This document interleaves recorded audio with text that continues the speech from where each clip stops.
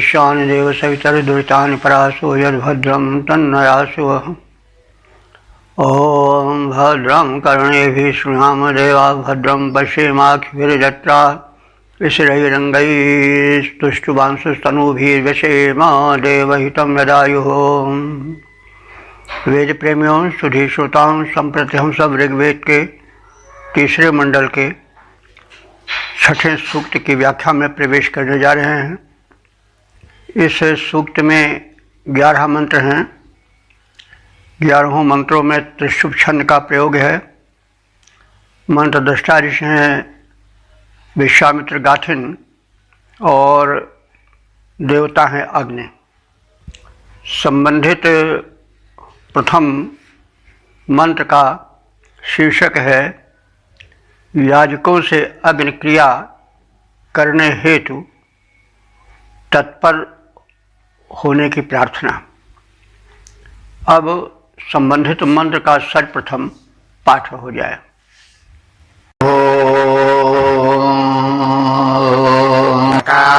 रवो मनना वच्यमानादे भद्रे चेन्नजतदे भजन्ताः दक्षिणावाट्वाजिने प्राच्ये देहविर्भरन् जग्नजे घृताचे।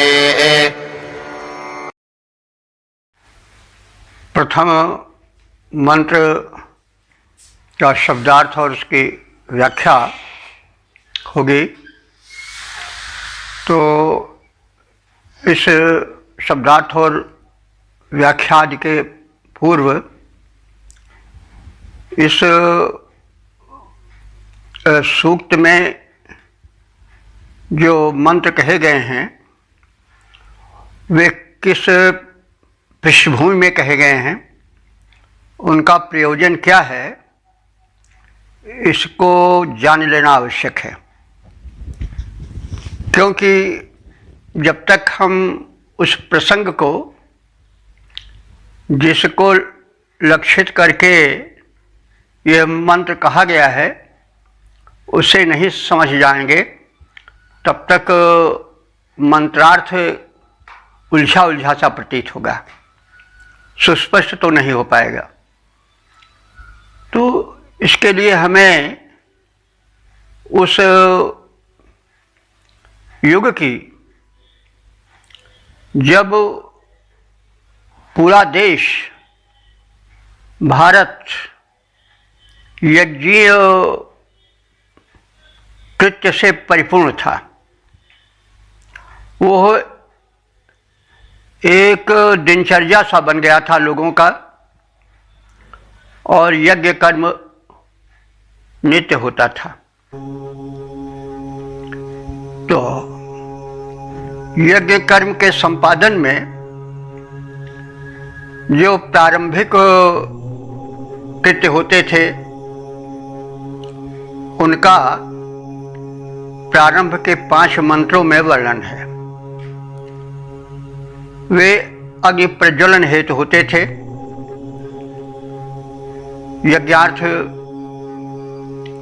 अग्नि प्रज्वलन के लिए जो पुरोहित होते थे, जो याजक होते थे, यज्ञ को कराने वाले होते थे,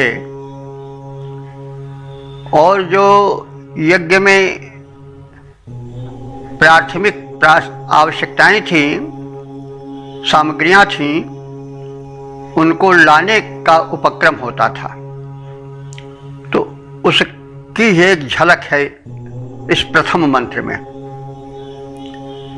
जो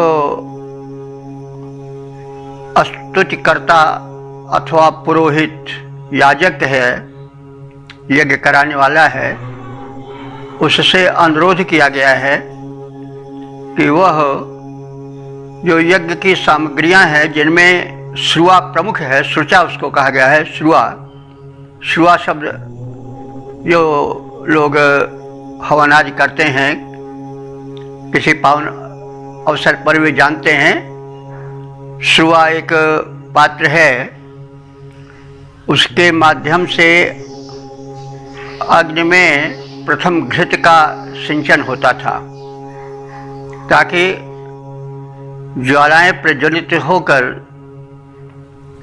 युवक यानी श्रेष्ठ प्रज्वलन को प्राप्त करके हवन करने योग्य, आहुति डालने योग्य हो जाएं, शीघ्र प्रज्वलन हो जाए। तो वही यज्ञ के प्रारंभिक काल में जो यज्ञ कराने वाले हैं और जो स्तुति करता हैं, उनको संबोधित किया गया है। तो यज्ञ का कार्य मंत्र के उच्चारण के साथ संबंधित यज्ञ सामग्रियों अथवा देवता से विषेक स्तुति के उच्चारण के साथ होता था। यज्ञ सामग्री लाना, श्रुआ लाना, कुछ लाना, तो वो सब ऐसे ही नहीं कि लाओ, बल्कि उसके लिए मंत्र निहित थे और तदर्थ मंत्रोच्चारण होता था। तो इस मंत्र में यज्ञ वेदी में अग्नि प्रज्वलन हेतु श्रुआ नाम के घृत डालने के पात्र को लाने का आग्रह है और वह आग्रह मंत्र पाठ के माध्यम से किया जा रहा है। तो कारवह, कारु शब्द होता है प्रार्थना करने वाले को, स्तुति करने वाले को, स्तुति के विषयक वेद मंत्रोच्चारण करने वाले को, उसका बहुवचन है कारवह। तो हे याजको, स्तुति करता हो, देवयंतः, तुम लोग देव अग्नि को प्रकट करने के कामना वाले हो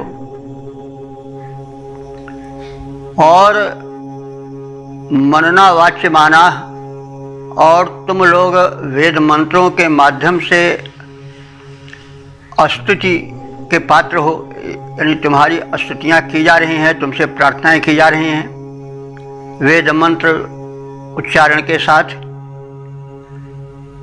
तो कृपया तुम लोग वाजिनी, वाजिनी माने अन्न और बल प्रदायिका, वाज माने होता है अन्न और वाज माने बल भी होता है। ये विशेषण है श्रुआ का। वो श्रुआ पात्र जो कि वाजिनी माने बल प्रदायक है और अन्न प्रदायक है। तो वह श्रुआ जो बल प्रदायिनी और अन्न प्रदायिनी है, जिसके माध्यम से घृत अग्नि प्रज्वलन हेतु डाला जाता है, प्रथम उसको लाओ, यज्ञ भूमि पर वेदी के पास रख दो और वह जो श्रुआ आदि पात्र हैं यज्ञ से संबंधित, उन हवि भरंती, उनमें हविष्यान भरे हुए हों, यानी हविष्यान से वो परिपूरित हों। घृताची और घृत से भरी हुई यह शुचा माने श्रुआ नाम का यज्ञ संपादन से संबंधित घृत डालने वाला महत्वपूर्ण पात्र जो है वह लाया जाए और उसमें घृत भरा हुआ हो। अग्ने एति, और इस प्रकार से अग्नि को आवाहित किया जाए और उन्हें यज्ञ के लिए तत्पर किया जाए। तो अब इसमें यज्ञकर्ता से, पुरोहित से प्रार्थना की गई है कि वो श्रुआ पात्र विशेष को लेकर आए और फिर उसके पश्चात अग्नि देवता के आवाहन हेतु आगे का उपक्रम हो। तो हे स्तोताओं, देवत्व प्राप्ति की इच्छा करते हुए मंत्र युक्त स्तोत्रों के साथ ही देव यजन में प्रयुक्त होने वाली श्रुआ को तुम साथ में लाओ, यज्ञ के समीप आओ। अन्न और बल प्रदान करने वाली हवि से भरी हुई घृत से परिपूरित यह श्रुआ वेदी में जहाँ यज्ञाग्नि प्रज्वलित होने वाली है वहाँ रख दी जाए, वहाँ प्रस्तुत कर दी जाए, ऐसी प्रार्थना है। पद्य रूपांतरण है, हे देवत्व प्राप्ति के इच्छुक हे अस्तोताओ, मंत्र सहित यह दिव्य श्रुआ ले आओ। घृत से भरी श्रुआ दक्षिण से पूर्व दिशा में लाओ, करो अग्नि को अर्पित, यज्ञ कराओ। ओम। वेद प्रेमियों, सुधी श्रोताओं, संप्रति हम सब ऋग्वेद के तीसरे मंडल के छठे सूक्त के दूसरे मंत्र की व्याख्या में प्रवेश करने जा रहे हैं। मंत्र दृष्टा विश्वामित्र, देवता अग्नि और छंद त्रिष्टुप है। संबंधित मंत्र का शीर्षक है प्रज्वलित होने वाले अग्निदेव की स्तुति। अब संबंधित मंत्र का सर्वप्रथम सस्वर पाठ हो जाए। आरोदसे अव्रणाजाजमान उत प्ररिक्था अधनु प्रयज्य दिवश्चिदग्ने महिना पृथिव्या वच्यन्तान्ते वह्नयः सप्तजिह्वाः। पहले मंत्र में पुरोहित से प्रार्थना की गई थी कि वह यज्ञ सामग्रियों समेत यज्ञवेदी के समीप आ जाए। अब इस दूसरे मंत्र में अग्निदेव की प्रार्थना हो रही है।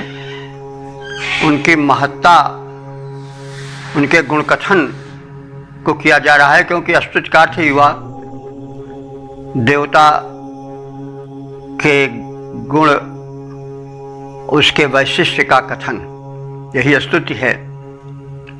तो अग्नि देवता से जो यज्ञ के संपादक हैं, देवदूत हैं, उनसे प्रार्थना की जा रही है कि वे यज्ञवेदी में प्रकट हों। तो इस आशय को धारण करते हुए हम मंत्रार्थ और भावार्थ आदि की ओर प्रस्थान करें। प्रार्थना पूर्ण शब्दावलियों में कहा जा रहा है कि अग्नि, हे अग्निदेव, तुम महान हो, दीप्तिमान हो, जायमान रोदसी आ अपराह। तुम प्रकट हो जाओ और प्रकट होते ही रोदसी, रोदसी माने धरा और गगन को, अवनी अंबर को, द्विलोक और भूलोक दोनों को अपने आलोक से अप्रणाह पूर्ण रूप से भर दो। और प्रयज्यो, हे पूज्य अग्निदेव, महिना, अपनी महिमा द्वारा, दिवाचित, तू द्विलोक को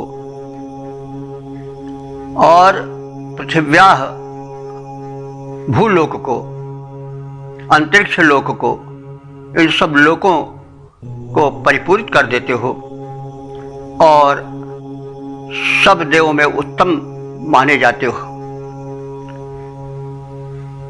हे अग्निदेव, ते सप्त जिह्वा, तेरी 7 जिह्वाएं हैं। जिह्वा से मतलब लपट। तुम जब प्रज्वलित होते हो तो तुम्हारी 7 लपटें जिह्वा की भांति लपटपाने लगती हैं। आहुति को प्राप्त करके, उनके द्वारा आहुति को सूक्ष्म बना करके देवों तक पहुंचाने हेतु। तो तुम यज्ञाग्नि बन करके प्रकट होते हो तो तुम्हारी जिह्वा रूपी लपटें लपलपा उठती हैं, वे आहुति प्राप्ति की इच्छुका दिखाई पड़ती हैं। ऐसे तुम हो, हम तुम्हें आहुति प्रदान करना चाहते हैं। तो हे वन्य, वन्य माने वहन करने वाले, तुम आहुति को वहन करने वाले हो, और तुम्हारी ये जो ज्वालाएं हैं और उनसे निकलने वाली जो किरणें हैं वे प्रशंसित हो जाएं, तुम प्रकट हो जाओ और तुम्हारी जिह्वा रूप लपटें प्रशंसित हों, स्तुति पाएं, हम ये चाहते हैं। तो इस प्रकार से इसमें अग्निदेव के प्रकट होने के पूर्व उनकी प्रार्थनाएं हैं, उनके गुणधर्म का कथन है। तो हे अग्निदेव, जन्म लेते ही तुम द्विलोक और भूलोक को घेर लेते हो, यानी आच्छादित कर देते हो। अपनी महिमा से तुम द्विलोक, अंतरिक्ष लोक और भूलोक से भी श्रेष्ठतम अपने को सिद्ध कर देते हो। तुम्हारी सप्त ज्वालाएं 7 जिह्वाओं की तरह लपलपा उठती हैं, उनसे निकलने वाली किरणें अपने महत्ता के कारण प्रशंसित होने लगती हैं। तो ऐसे तुम जो हो वो विलंब मत करो, वेदी में प्रकट होने के लिए तत्पर हो जाओ, तुम्हारी प्रार्थना की जा रही है। तो पद रूपांतरण है, हे अग्निदेव, होते ही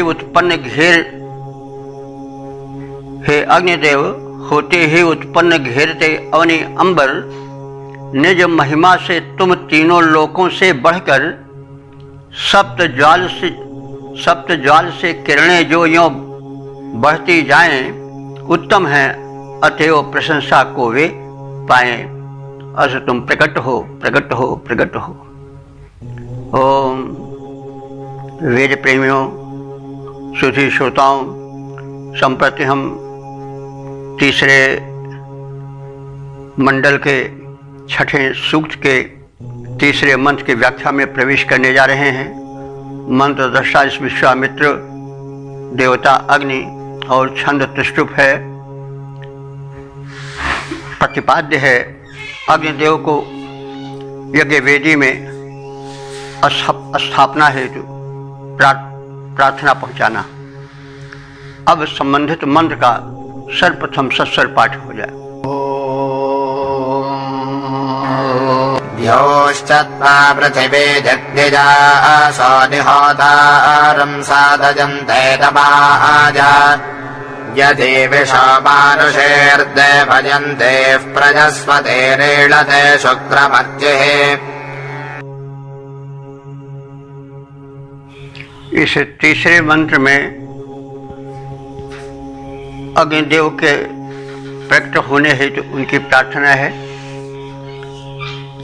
उन्हें स्मरण दिलाया जा रहा है, उनकी महत्ता बताई जा रही है कि देवत्व प्राप्त करने के इच्छुक जो मनुष्य हैं वे भी तुम्हारी प्रार्थना कर रहे हैं, और जो भविष्य अथवा यज्ञ भाग को पाने के इच्छुक हैं, देवगण भी राह देख रहे हैं कि तुम प्रकट हो और जो आहुति है, जो यज्ञ भाग है, वो उन देवताओं तक पहुंचाओ। यह तो हम सब जानते हैं, यज्ञ वह कर्म है जिससे देव शक्तियां पुष्ट होती हैं। देव शक्तियां हैं क्या? वायु और जल, पर्जन्य, मेघ आदि, वनस्पतियां, पृथ्वी, सब देव ही हमारे यहाँ हैं। पूरा पर्यावरण देवमय है, और पर्यावरण शोधन होता है किसके द्वारा? अग्नि के द्वारा। कैसे?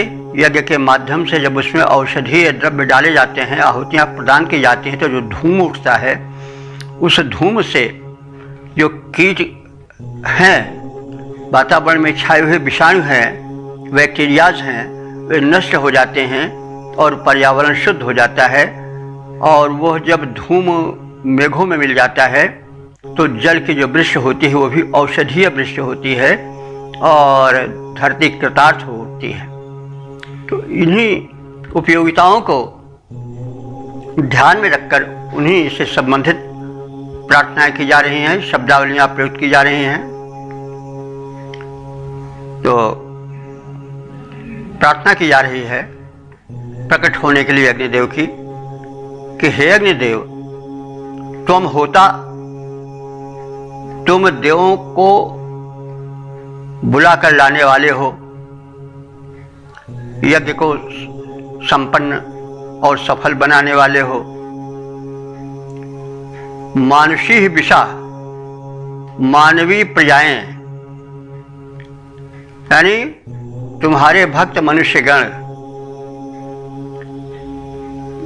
तुम्हारे प्रकट होने पर देवयंती माने देवत्व प्राप्ति की कामना करते हैं, दिव्यता प्राप्ति की कामना करते हैं। क्योंकि तुम प्रकट होगे, आहुति तुम्हें प्रदान की जाएगी, तो उससे जो दिव्यता आएगी उससे वे लाभान्वित होंगे, और जिसमें दिव्यता है वही तो देव है। त्वा होतारम शुक्रम अर्चि इडते, तुम होतारम माने तुझ देवों को बुला लाने वाले, शुक्रम माने तेजस्वी, अर्चि माने अर्च कहते हैं ज्वालाओं वाले, कि स्तुति ईडते माने स्तुति की जा रही है। इसलिए देवदूत, देवों के आवाहक और तीव्र पवित्र तेजस्वी ज्वालाओं वाले तुझ अग्नि की स्तुति की जा रही है। तुम होता हो। देव च पृथ्वी च यज्ञासः दमाय निषादयन्ते, देव माने दिलोक और भूलोक, यज्ञासः माने जो यज्ञ करने वाले हैं वे तुझ यजनीय देव को, दमाय माने यज्ञ वेदी में, दम कहते हैं भवन को वैदिक संस्कृत में, और दमाय माने अब यज्ञ वेदी ही जो है वह अग्नि का भवन है, वह वहीं पर उस प्रकट होगा, रहेगा, प्रज्वलित होगा, आहुति ग्रहण करेगा। इसलिए तुम इस दम माने यज्ञ वेदी रूपी भवन में निषादयन्ते बैठ जाओ, इसलिए प्रार्थित हो रहे हो। हम तुम्हारी स्थापना करने के इच्छुक हैं और तुम्हारी तदर्थ स्तुति करते हैं। जिस समय मानवीय प्रजाएं देवत्व प्राप्ति की अभिलाषिणी होकर तुझ देवों को बुला कर लाने वाले अग्नि की तेजस्वी ज्वालाओं की स्तुति करती हैं, उस समय दिलोक भूलोक में व्याप्त यजनीय देवगण भी यज्ञ की सफलता के लिए तुम्हारी स्थापना में योगदान देते हैं। यानी मनुष्य और देवगण दोनों तुम्हारे प्रकट होने के लिए, यज्ञ वेदी में प्रज्वलित होने के लिए लालायित हैं और प्रार्थित हैं, प्रार्थी बनकर उपस्थित हैं। हे अग्निदेव, तुम प्रकट हो, प्रकट हो, प्रकट हो, यज्ञ वेदी में आओ। पद्य रूपांतरण है, देवत्व कामना से भरकर मानवीय प्रजाएं हव्य धार कर तेरी स्तुति मन में लाएं, यज्ञ सफल संपादित हो, यह इच्छाधारी करें देव यजनीय मनुज स्थापना तुम्हारी। तो देव मनुज दोनों करते प्रार्थना तुम्हारी। ओम वेद प्रेमियों, सुधे श्रोताओं, संप्रति हम सब ऋग्वेद के तीसरे मंडल के छठे सूक्त के चौथे मंत्र की व्याख्या में प्रवेश करने जा रहे हैं। मंत्र दृष्टा विश्वामित्र गाथिन, देवता अग्नि और छंद त्रिष्टुप है। मंत्र का शीर्षक है वेदी में स्थापित अग्नि की पोषिका द्यावा पृथ्वी। अब संबंधित मंत्र का सर्वप्रथम सस्वर पाठ हो जाए। महान् सदस्थे द्रुमहानिषत्तोऽन्तर्द्यावाहिने हर्यमाणः भास्करे सपत्नी अजरे अमृक्ते सपर्दुघे उरुकाजस्य धेनो।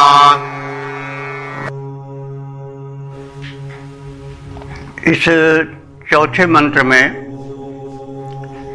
अग्निदेव को वेदी में विराजमान होने की प्रार्थना है और उनके विराजमान होने पर धरा और गगन दोनों उन्हें पोषित करेंगे, उनके वृद्धि हेतु अपनी ऊर्जाएं प्रदान करेंगे। तो हे अग्निदेव महान, तुम महान हो और द्यावा अंतः अंतरिक्ष लोक के समाप्त होते ही जो पृथ्वी लोक है उसमें तुम वेदी में विराजमान हो जाओ।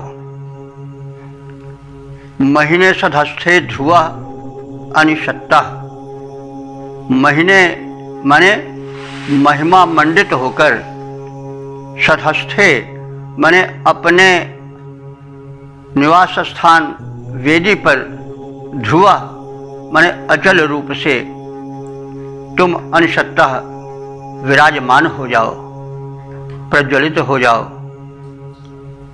और तुम्हारी सहायतार्थ, तुम्हारे स्वागतार्थ सपत्नी, सपत्नी रूप में अजरे अभृक्त सर्वदुधे, आपस में जुड़ी हुई जरा रहित, अजरे माने जरा रहित और अमृक्त माने अहिंसित, ये किसके विशेषण हैं? ये द्यावा पृथ्वी के। अब यहाँ द्यावा पृथ्वी को सपत्नी कहा गया है, तो अब ये तो कवि की कल्पना है, काव्य है, ऋग्वेद एक काव्य भी है। तो ये उस परम शक्ति से शक्ति पाते हैं दोनों और उसके द्वारा पालन पोषण होते हैं, किए जाते हैं, पालित पोषित होते हैं, इसलिए उनको सपत्नी माने उनके द्वारा पोषण प्राप्त करने के कारण ये दोनों सपत्नी भाव से देखे गए हैं। ये एक काव्य में एक कल्पना है। तो यहाँ पर द्यावा पृथ्वी को सपत्नी कहा गया है और ये दोनों मिल करके तुम्हारी सेवा करेंगी, तुम्हें प्रज्वलित करेंगी और तुम्हें ऊर्जा प्रदान करने हेतु आहुतियों में योगदान देगी। तो वही बताया गया कि यह सपत्नी इसलिए कही गई हैं कि एक ही शक्ति से दोनों शक्तिमान हैं। तो जब एक ही शक्ति से वो पालित पोषित होती हैं तो वो परस्पर सपत्नी हुई। तो ये दोनों तुम्हारे पोषण, तुम्हारे सेवा भाव से स्थित हैं और ये उर्गायस माने इनकी कीर्ति बहुत गाई जा रही है, यानी द्यावा और पृथ्वी बहुत प्रशंसित हैं और ये तुम्हारे सेवा हेतु तत्पर हैं। और कैसी हैं? धेनु, दो गायों की तरह हैं। तो गायों की तरह से कहने का मतलब हुआ कि गायों से दुग्ध मिलता है, पोषण मिलता है, गव्य मिलता है, घृतादि मिलता है। इसलिए जैसे गायें अपने गव्यों से दुग्ध, दही, घृत आदि के द्वारा पोषण प्रदान करती हैं, वैसे ही तुम्हें ये दोनों अवनी और अंबर, द्यावा पृथ्वी पोषण प्रदान करेंगी। आप आओ और आपका स्वागत होगा, हम सब तत्पर हैं। तो भक्तों के प्रगति के इच्छुक अग्निदेव पृथ्वी आकाश के मध्य महिमा मंडित अपने स्थान वेदिका में अचल होकर विराजमान हो जाएं, परस्पर जुड़ी हुई, जरा रहित, अहिंसित और अमर तत्व से भरी हुई और उसे उत्पन्न करने वाली सपत्नी भाव युक्त द्यावा और पृथ्वी तुझ बहुप्रशंसित अग्निदेव के हेतु धेनु की भांति तुम्हारी परीक्षा में खड़ी हैं। और जैसे धेनु जो संबंधित होते हैं उनकी सेवा करते हैं, पालन पोषण करते हैं, उनको ऊर्जा देती हैं अपने गव्य द्वारा, दुग्ध और दधि घृत आदि के द्वारा, वैसे ही तुम्हारे प्रकट होने पर ये द्यावा पृथ्वी दोनों मिल करके तुम्हारी सेवाएं करेंगी, तुम्हारी ऊर्जा बढ़ाएंगी, तुम्हें पालित पोषित करेंगी। तो जो वेदिका में अग्नि प्रज्वलित होती है तो पृथ्वी पर तो है ही है, पृथ्वी से उत्पन्न पदार्थों को उसमें डाला जाता है, इसलिए यानी घृत दुग्ध अन्न हव्यान्न आदि जो है वो पृथ्वी के ही तो हैं, तो पृथ्वी ही की द्वारा सेवा हुई। और अंतरिक्ष से शक्ति आती है, वो पृथ्वी में आती है, वही अनाज में संचित हो जाती है पदार्थों में। दूसरे जो आकाश है वही अवकाश देता है, तो अगर आकाश न हो तो कोई लपट या कोई चीज़ कैसे आगे बढ़ पावेगी। तो इसलिए इस भाव को प्रकट करने के लिए कहा जा रहा है कि ये द्यावा पृथ्वी दोनों मिलकर तुम्हारी सेवा करेंगी। पृथ्वी तुम्हें हविष्यान्न आदि प्रदान करने के द्रव्य प्रस्तुत करेगी, और जो आकाश है जिसमें अवकाश रहता है, स्थान रहता है, वो तुम्हारी लपटों को बढ़ने के लिए जो है वो एक अवसर देगा, स्थान देगा, अवकाश देगा। तो इसलिए ये दोनों अवनी और अंबर, द्यावा और पृथ्वी, धरा और गगन तुम्हारी सेवा के लिए तत्पर हैं। ये तुम्हारे लिए धेनु दो गायों की तरह हैं। जैसे दो गायें अपने पालन पोषण करने वाले को तृप्त करती रहती हैं अपने गव्यों द्वारा, वैसे ये दोनों जब तुम आगमन करोगे, आओगे, वेदी में विराजमान होगे, तो तुम्हें बढ़ने के लिए, तुम्हें पोषित होने के लिए, तुम्हें प्रदीप्त होने के लिए वातावरण और वस्तुएं प्रदान करेंगी। तो वही अर्थ है इसमें। तो भक्तों के प्रगति के इच्छुक अग्निदेव पृथ्वी आकाश के मध्य महिमा मंडित अपने स्थान वेदी में अचल होकर उपस्थित हो जाओ, विराजमान हो जाओ।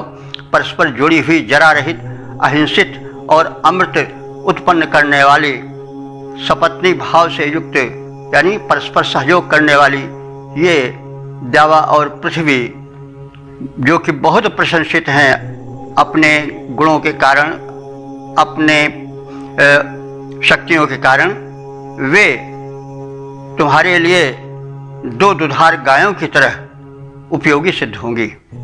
इनके द्वारा तुम पोषित होगे, वर्धित होगे, इसलिए तुम्हारा आगमन अपेक्षित है। तुम शीघ्र ही वेदी में प्रकट हो जाओ। तो ये स्तुतियाँ हैं, और स्तुति में मतलब गुणगान किया जाता है, कथन किया जाता है, अनुरोध किया जाता है। तो पद रूपांतरण है, भक्तों के प्रगति इच्छुक ये पावक देव महान, धरती गगन मध्य शोभित हैं, पाकर अचल स्थान। मिले परस्पर जरा रहित जो अंबर अवनी दिखाएं, परम प्रशंसित अग्निदेव की हैं ये उत्तम गायें। ओम वेद प्रेमियों, सुधीर श्रोताओं, संप्रति हम सब ऋग्वेद के तीसरे मंडल के छठे सूक्त के 5वें मंत्र की व्याख्या में प्रवेश करने जा रहे हैं। मंत्र दृष्टा विश्वामित्र देवता अग्नि और छंद त्रिशुप है। शीर्षक है अग्निदेव की महत्ता। अब संबंधित मंत्र का सर्वप्रथम सस्वर पाठ हो जाए। व्रतादे अग्ने महतो महानितवक्त्रत्वा रोदसी आददन्ध त्वन्दूतो अभवो जायमानस्त्वन्नेता वृषभचर्षणीनाम्। इस 5वें मंत्र में अग्नि देव की प्रार्थना है कि वे शीघ्र ही यज्ञ वेदिका में प्रज्वलित हो जाएं, और इतदर्थ उनकी विशेषताओं का, उनके गुणधर्मों का स्तवन है, कथन है। कहा जा रहा है कि अग्नि, हे अग्नि देवता, अग्नि का अर्थ होता है जो अग्रगण्य हो। तो यज्ञ में सबसे पहले अग्नि ही का आवाहन होता है, इसलिए वो अग्नि है।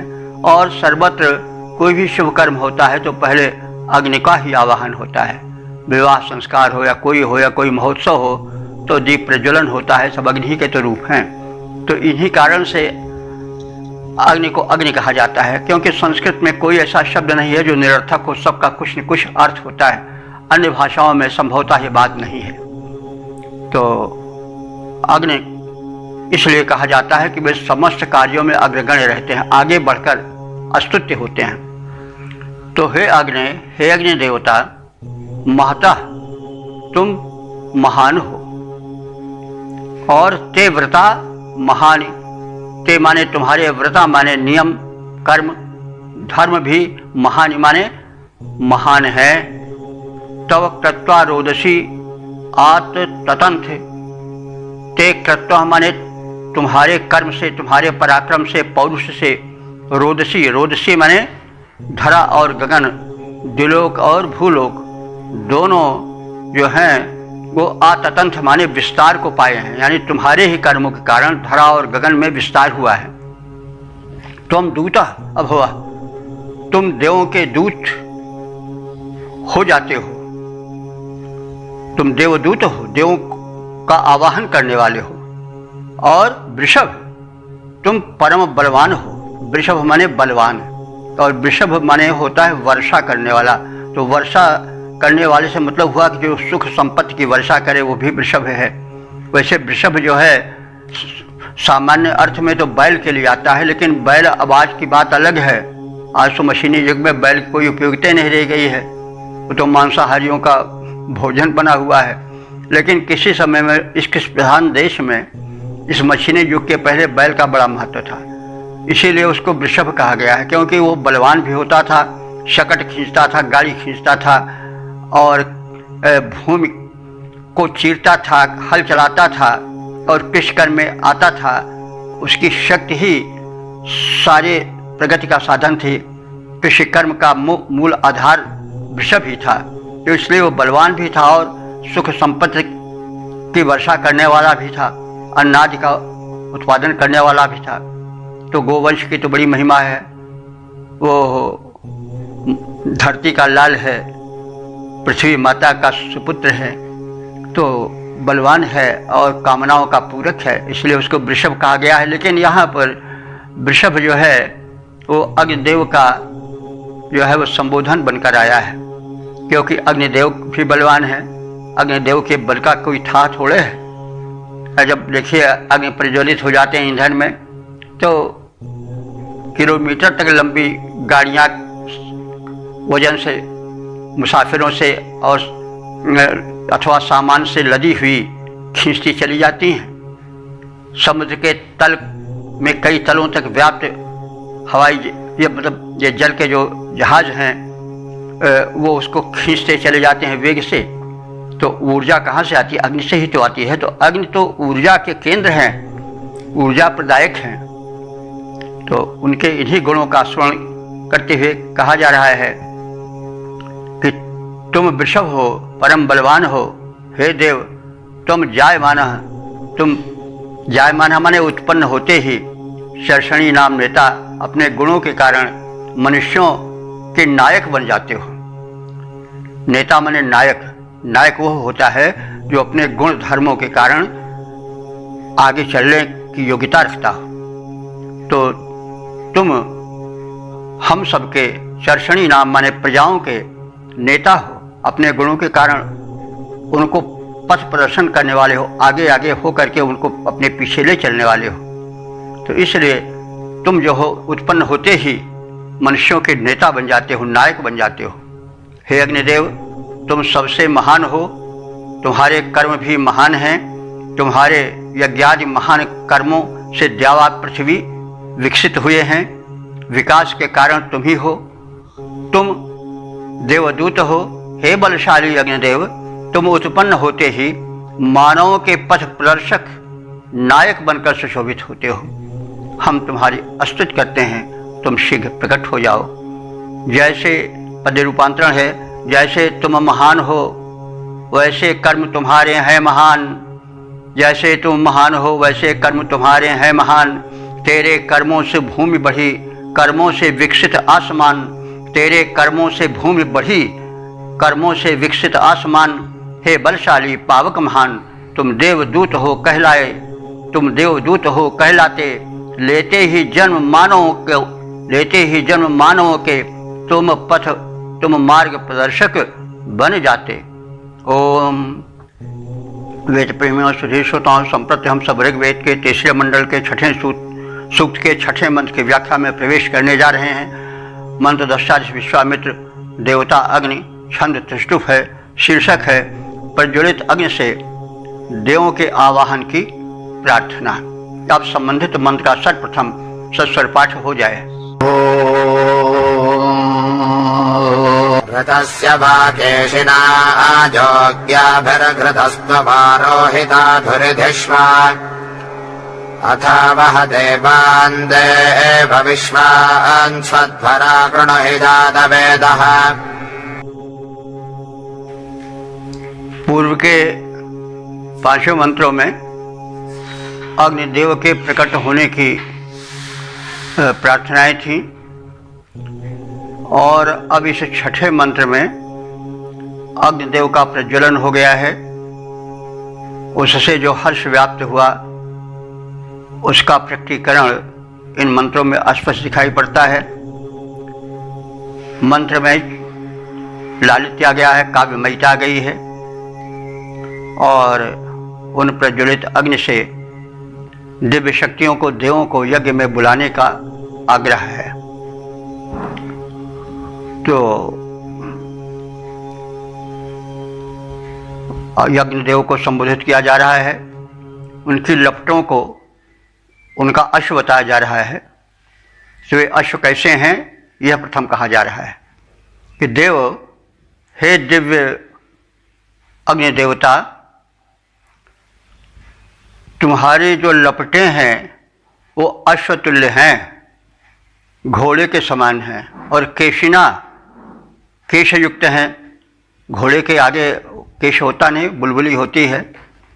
तो तुम्हारी लपटें जो प्रकट हो गई हैं वे केशधारी अश्ववत दिखाई दे रही हैं। योग्या भी, वे योग्य माने जुड़ी हुई हैं, युज्य हैं, जुड़ी हुई हैं। कैसे? किरण रूपी रज्जु से। तो लपटें जो हैं वो किरण रूपी रज्जु से जुड़ी हुई हैं। लपटें अश्व हैं, किरणें जो छिटक रही हैं वो मानो उनकी लगाम या रस्सी आदि हों। और घृतस्नुषा, ये जो लपटें हैं, लपट रूपी अश्व हैं, ये बड़े घृतस्नुषा माने बड़े बलशाली हैं। घृत बल का भी प्रतीक होता है। तो ये जो लपट रूपी अश्व तुम्हारे प्रकट होने पर प्रकट हो गए हैं, ये केशिना, ये जो हैं वो केश से युक्त हैं और किरण रूपी रज्जु से, लगाम से युक्त हैं। ये घृतस्नुषा माने परिपुष्ट हैं और रोहित माने लाल रंग के हैं। ये तुम्हारे लपट रूपी अश्व जो हैं वो केशयुक्त हैं, जो किरणें हैं उन वे लगाम की तरह से शोभित हो रही हैं। ये बड़े बलशाली हैं और रोहित हैं, लाल रंग के हैं। घोड़े का रंग लाल होता है और ऐसा भी कहा गया है, शायर ने रोहित नाम बताया है कि ये जो अग्नि के अश्व हैं ये की जाती है, देव हैं, शक्ति हैं, मानवीकरण होगा तो उनका कोई वाहन होगा। तो यहाँ पर अलंकृत भाषा है। तो अग्नि के अश्व को रोहित कहा जाता है, जैसे हरि कहा जाता है सूर्य के अश्व को। सब अश्वों के सबके नाम अलग अलग हैं देवताओं के। तो रोहित जो है अश्व का नाम भी है और रोहित जो है उनके, रोहित कहते हैं रक्त वर्ण को, लाल वर्ण को, जैसे घोड़े के लाल लाल घोड़े होते हैं कुछ। तो तुम्हारे जो घोड़े हैं वो रोहित नामधारी हैं अथवा लाल रंग के हैं, अरुण वर्ण हैं और प्रशस्त केशों वाले हैं, रज्जुओं से युक्त हैं, तेजपूर्ण हैं। इन दोनों घोड़ों से तुम युक्त हो और तुम्हारा रथ जो है इनके द्वारा खींचा जाता है, ये बड़े तीव्रगामी हैं, तो ऋतस्य धुरि धिष्य, तुम यज्ञ की धुरी में यानी इस अपने रथ में इन दोनों घोड़ों को या इन जो लपट रूपी घोड़े हैं इनको जोड़ो। यानी तात्पर्य हुआ कि ये तुम्हारे अश्व हैं और तुम्हें अब देवों को बुलाना है, तो इस अपने रथ को तैयार करो, इनमें अपने इन किरण रूपी इन लपट रूपी घोड़ों को जोड़ो। तो आलंकारिक वर्णन है। और इस प्रकार से अथ माने तदनंतर विश्वान देवान आवह, तुम देवदूत हो इसलिए संपूर्ण देवों को इस हमारे यज्ञ में बुलाकर लाओ। जातवेद, हे जातवेद, जातवेद कहते हैं सर्वज्ञ को, जाता नाम वेत्ता यह सह जातवेद, जितने प्राणी मात्र हैं उनके हृदय स्पंदन को ये अग्निदेव जानने वाले हैं, इसलिए उनका सम्मानपूर्ण संबोधन किया जा रहा है कि हे जातवेद, हे जातवेद अग्नि, सुअध्वरः, तुम हमारे इस यज्ञ को सुंदर करो। अध्वर, अध्वर कहते हैं हिंसा पूर्ण यज्ञ को, इनमें हिंसा से रहित यज्ञ को, यज्ञ में हिंसा का वर्जन है इसलिए उसको सुअध्वर कहा गया। श्रेष्ठ हिंसा रहित यज्ञ को तुम संपन्न करो और उसे परिपूर्ण करो। जातवेदः सुअध्वरः कृणुः, हे जातवेद तुम हमारे यज्ञ को श्रेष्ठ यज्ञ बनाओ, हिंसा रहित श्रेष्ठ यज्ञ के रूप में परिणत करो। यह सबको सुखदायक ही हो, किसी को किसी प्रकार का तन मन धन से कष्ट न होने पावे, यह आपसे प्रार्थना है। तो इसमें यह बताया गया कि अग्निदेव जो हैं वे प्रकट हो गए हैं और उनके जो लपटें हैं वही उनके यश हैं, लाल रंग के हैं, और वही जो उनके लगाम है वो सब बताया गया, जो उनकी दीप्तियां हैं, उनके जो किरणें हैं वही लगाम हैं। और इस प्रकार से उनको गमनागमन का साधन भी मिल गया है कि वे देवदूत हैं ही और दिव्य शक्तियों का आवाहन करें, हमारे यज्ञ को सुअध्वर बना दें, सफल हिंसा रहित यज्ञ का रूप प्रदान करें।